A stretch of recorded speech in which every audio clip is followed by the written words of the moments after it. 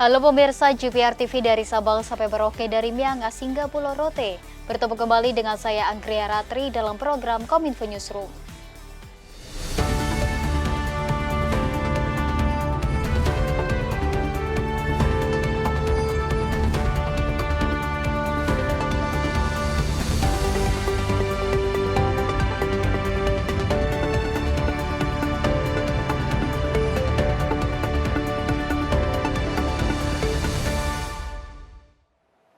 Kita ke informasi yang pertama pemirsa. Hari ini Presiden Joko Widodo meresmikan pabrik anoda baterai litium di Kendal, Jawa Tengah.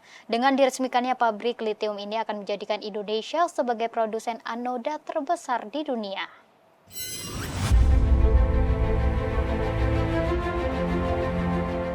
Presiden Joko Widodo meresmikan pabrik bahan anoda baterai litium PT Indonesia BTR New Energy Material di Kendal, Jawa Tengah.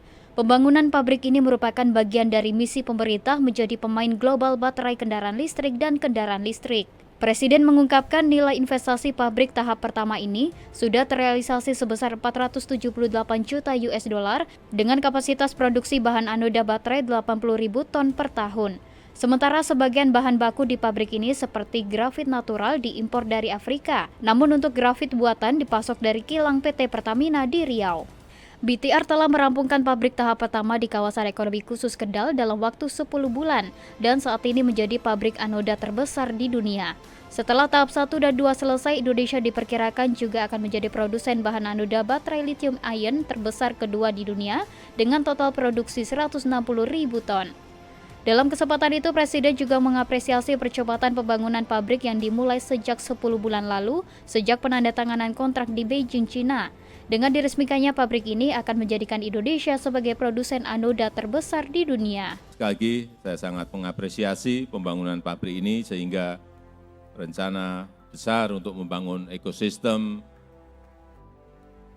mobil listrik yang terintegrasi dan kuat betul-betul satu persatu akan terrealisasi. Pemirsa, Menteri Perdagangan Zulkifli Hasan membentuk tim khusus guna mencari bandar impor ilegal. Kemendak mengungkap importir adalah warga negara asing yang mengambil barang dari luar negeri, lalu dijual melalui perdagangan digital dan berakhir menuju distributor besar di pusat-pusat perbelanjaan.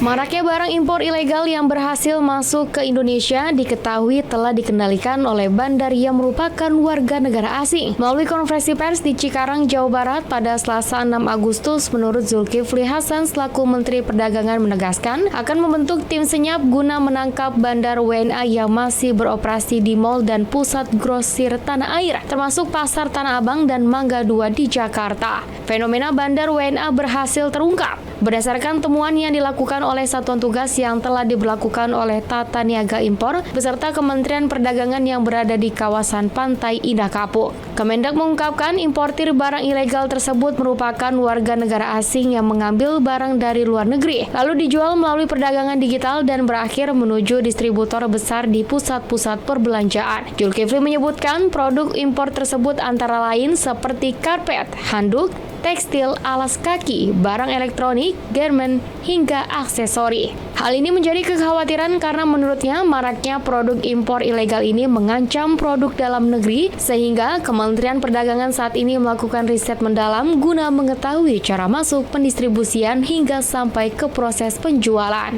Kantor Pengawasan dan Pelayanan Bea Cukai Cikarang telah mengamankan sebanyak 695 produk jadi.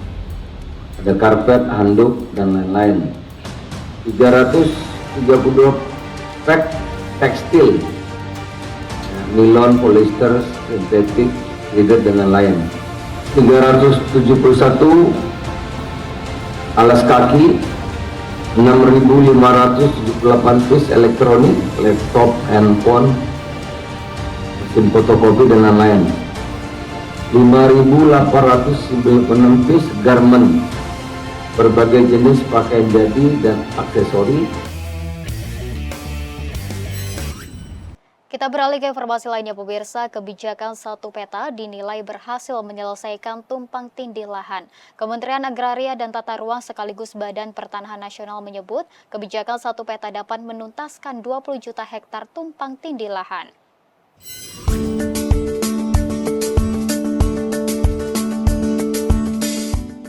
Percepatan pelaksanaan kebijakan satu peta merupakan upaya perwujudan satu peta yang mengacu pada satu referensi geospasial, satu standar, satu basis data, dan satu geoportal.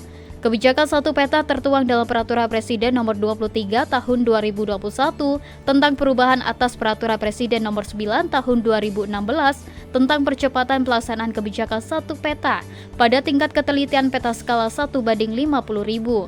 Dengan begitu, setiap tataran dan aturan pemerintahan akan menggunakan satu peta dasar yang sama.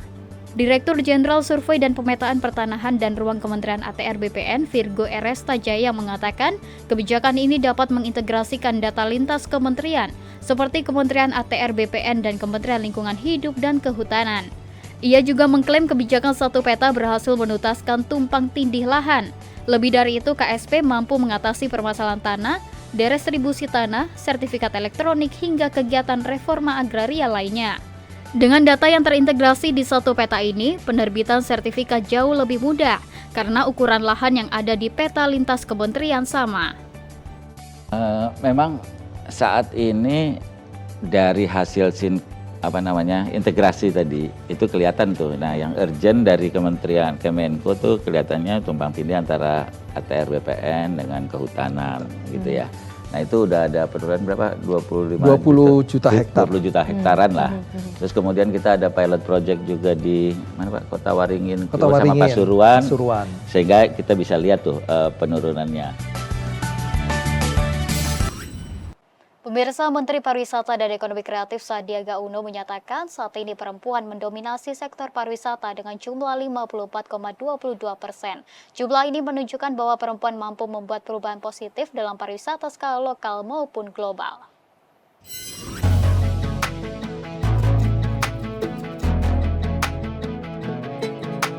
Sektor pariwisata Indonesia saat ini bergerak menuju pariwisata yang berkelanjutan dan inklusif. Hal ini dapat dilihat dari berbagai proyek inovatif berbasis komunitas hingga inisiatif ramah lingkungan, yang mana perempuan Indonesia memiliki peran strategis dalam membentuk sektor pariwisata yang mendorong pemberdayaan ekonomi. Berdasarkan data dari Kementerian Pariwisata dan Ekonomi Kreatif, mayoritas pekerja di sektor pariwisata adalah perempuan, yakni sebesar 54,22%, sedangkan pekerja pria yakni 45,78%.